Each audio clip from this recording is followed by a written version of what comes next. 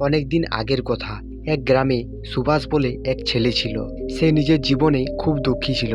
তার দুঃখের কারণ হলো যে সে এখনো পর্যন্ত কিছুই করতে পারেনি।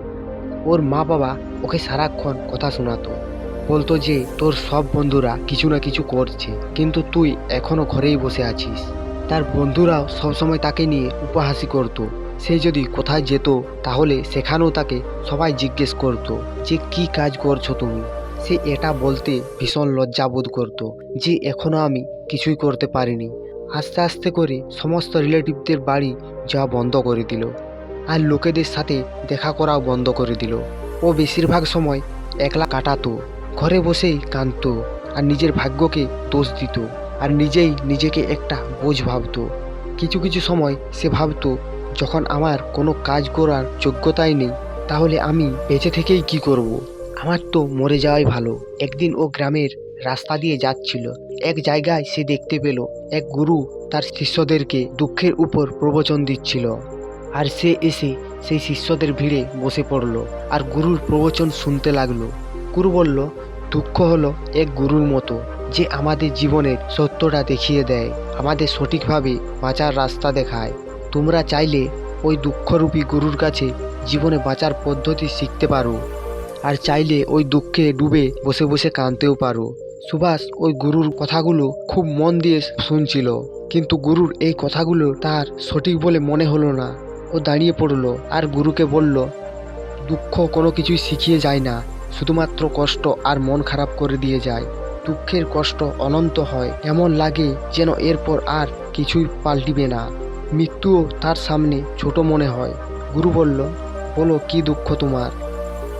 সুভাষ নিজের সমস্ত দুঃখ গুরুকে বলল আর জিজ্ঞেস করল, আপনার কাছে আমার এই দুঃখের কোনো সমাধান আছে?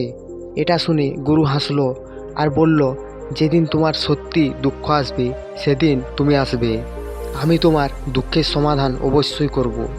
এই কথা বলে গুরু ওখান থেকে চলে গেল।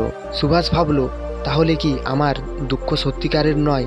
তাহলে আমি যে দুঃখের মধ্যে দিয়ে যাচ্ছি সেটা কি মিথ্যা? এ আমার দুঃখ বুঝতে পারলো না। যখন মা বাবাই আমার দুঃখ বুঝতে পারেনি, তখন গুরু কি করে বুঝবে? নিজের দুঃখে বিরক্ত হয়ে সুভাষ একটা নির্ণয় নিল যে এবারে ও কিছু করে দেখাবে।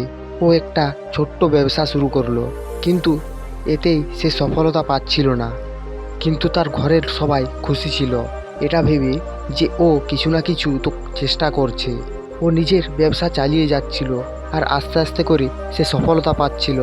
আর 3 বছর পর সে একজন বড় ব্যবসায়িক হয়ে গেল। এবার সুভাষের চারিদিকের লোক ওকে পছন্দ করতে লাগলো, ওর কাজের প্রশংসা করত। এবার ওর ঘরের লোকও প্রচুর প্রশংসা করত। দিনের পর দিন ওর বন্ধু বান্ধবের সংখ্যা বাড়তে লাগলো। এবার ওর জীবনে প্রচুর খুশি ছিল। ওর কিছু বন্ধু ওকে বুদ্ধি দিল যে তুমি একজন ছোট ব্যবসায়িক হয়ে যদি এত খুশি হও, তাহলে ভাবো তুমি যদি এই রাজ্যের সব থেকে বড় ব্যবসায়িক হয়ে যাও, তাহলে তোমার কাছে কত সুখ থাকবে, কত লোক তোমার সাথে দেখা করতে আসবে, তোমার কত নাম হবে। স্বয়ং রাজাও তোমার সাথে বন্ধুত্ব করতে আসবে, আর দরকার পড়লে তোমার কাছেই ধন সম্পদ ধার চাইবে। তার বন্ধুর এই কথাগুলো সুভাষ গম্ভীরভাবে বিচার করলো, আর সে আরও ধন সম্পদ কামানোর জন্য চেষ্টা শুরু করে দিল। কিন্তু এইসব তার খুব শীঘ্রই চায়। ও এইসব প্রাপ্ত করার জন্য নিজের বেশি সময় নষ্ট করতে চাইছিল না। এই জন্য ও এমন কাজ শুরু করে দিল যেটা উচিত নয়। ও বেশি করে নিজের বন্ধুদের কাছে টাকা ধার নিতে শুরু করলো।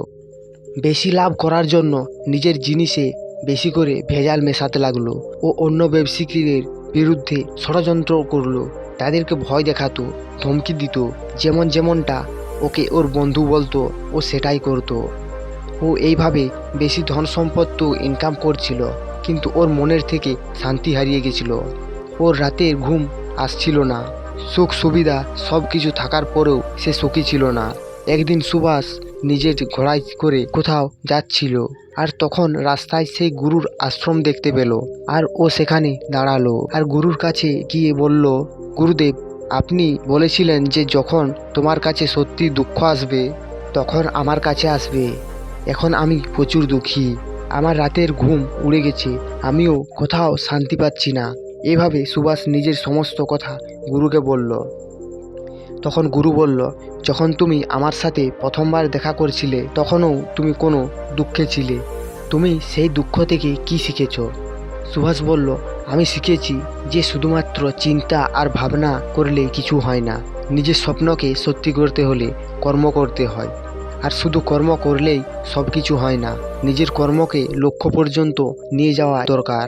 তাতে রাস্তায় যতই হতাশা আসুক, যতই মনে হোক যে আগে আর কিছুই হবে না, কিন্তু তবুও এটা মনে করে চলতে হবে যে আমি সফলতা অবশ্যই পাব।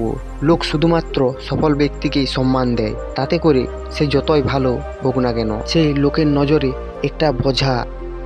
এই সকল শুনে গুরু হাসলো আর বলল, এটা তোমার আসল দুঃখ নয়। যখন সত্যি আসল দুঃখ আসবে তখন আমার কাছে আসবে, আমি অবশ্যই তার সমাধান করব। সুভাষ যাওয়ার সময় গুরুকে সোনার মুদ্রা ভর্তি একটা কলসি দিতে চাইল, কিন্তু গুরু বলল, এটা আমার কোনো কাজের নয়। তুমি এই কলসিটাকে ওই গাছটার নিচে গর্ত করে পুঁতে দাও।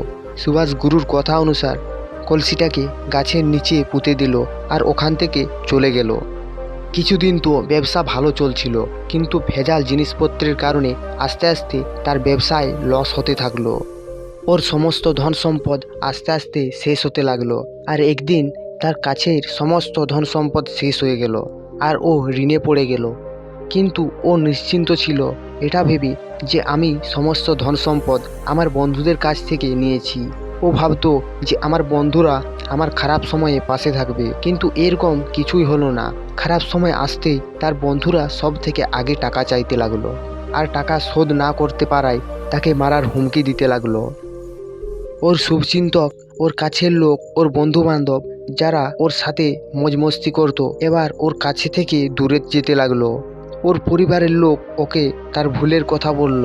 ওর সমস্ত সম্পত্তি নিলাম হয়ে গেল আর ওর কাছে কিছুই রইল না। ও তার পিতার কাছে সাহায্য চাইল, কিন্তু তার পিতাও না করে দিল আর বলল, আমাদের কাছে আর কিছুই সম্পত্তি আছে, এটাও যদি তোমাকে দিয়ে দিই তাহলে তোমার মাকে কোথায় রাখবো? এই সম্পত্তি আমাদের শেষ সাহারা। সুভাষের মধ্যে প্রচুর দুঃখ ছিল। ওর আশেপাশের এমন কেউ ছিল না যে ওর দুঃখটাকে বুঝতে পারে। লোকের কাছে পাওয়া এই ধোঁকা আর বিশ্বাসঘাতকতা তাকে ভিতর থেকে ভেঙে ফেলেছে। সে ভাবলো, এখন আমি বেঁচে থেকে আর কি করব? এখন তো মৃত্যুই একমাত্র ভরসা। ও আত্মহত্যা করতে একটা পাহাড়ের দিকে যাচ্ছিল, আর তখনই তার মনে পড়ল যে গুরু তাকে বলেছিল, যখন তোমার সত্যি আসল দুঃখ আসবে তখন আমার কাছে আসবে। সুভাষ গুরুর কাছে গেল আর তার সমস্ত দুঃখ গুরুকে বলল। তার চোখে জল চলে এলো আর বলল, আমার এই দুঃখের সমাধান করুন গুরুদেব। গুরু বলল, যখন তোমার জীবনে আসল দুঃখ আসবে তখন আসবে, আমি তার সমাধান অবশ্যই করব। সুভাষ বলল, গুরুদেব কেন? এখন যে দুঃখ আমার চলছে সেটা কি আসল দুঃখ নয়? তাহলে আসল দুঃখ কি গুরুদেব? তখন গুরু বলল, সব থেকে আগে তুমি এটা বলো, তুমি এই দুঃখ থেকে কি শিখলে? সুভাষ বলল, যেসব লোক আমাদের সফলতা দেখে আমাদের জীবনে আসে সেই সব লোক আমাদেরকে ধোঁকা অবশ্যই দেবে, কেননা ওরা আমাদের খারাপ সময়ে কোনোদিনই পাশে থাকবে না। ভালো সময়ে নিজের স্বার্থ বেগাবে আর খারাপ সময়ে আমাদের ছেড়ে চলে যাবে। ভরসা তাদেরকে করা উচিত যারা আমাদের খারাপ সময়ে আমাদের পাশে থাকে, কিন্তু এরকম লোক অনেক কম পাওয়া যায়। কিন্তু যার কাছে আছে তাকে তার কদর করা অবশ্যই দরকার, তার অপমান করা উচিত নয়। আমি এটাও শিখলাম যে কোনো দিন কারো বিরুদ্ধে কোনো ষড়যন্ত্র করা উচিত নয়। সততা আর ধৈর্যর সাথে নিজের কাজ করা উচিত, আর কোনো দিন লোভ করা উচিত না। নিজের সমস্ত দুঃখ আর অনুভব বলার পর সুভাষ চোখে জল নিয়ে গুরুর সামনে বসে রইল। কিছুক্ষণ পর গুরু উঠল আর গাছের নিচে পুঁতে রাখা সেই সোনার মুদ্রা ভর্তি কলসিটা এনে সুভাষকে দিল আর বলল, আমি তো তোমাকে প্রথমেই বলেছিলাম যে দুঃখ হলো গুরুর মতো, দুঃখ সব সময় কিছু না কিছু শিখিয়ে দিয়ে যায়। আমি দেখছি তুমি অনেক কিছু শিখে গেছো আর তোমাকে কিছুই শেখাতে হবে না। আর বলল, যাও, তোমার আর কোনো দুঃখ আসবে না। সুভাষ গুরুকে ধন্যবাদ দিয়ে প্রণাম করলো আর ওখান থেকে চলে গেল। আর ও সেই গুরুর দেওয়া ধন থেকে একটা ছোট্ট ব্যবসা শুরু করলো। এখন ও ওই ছোট্ট ব্যবসাতেই খুশি ছিল, কারণ ও সত্য আর নিষ্ঠার সাথে ব্যবসাটা করছিল। আর দেখতে দেখতে কিছুদিনের মধ্যেই ও বড় ব্যবসায়িক হয়ে গেল আর ওর জীবন খুশিতে ভরে গেল।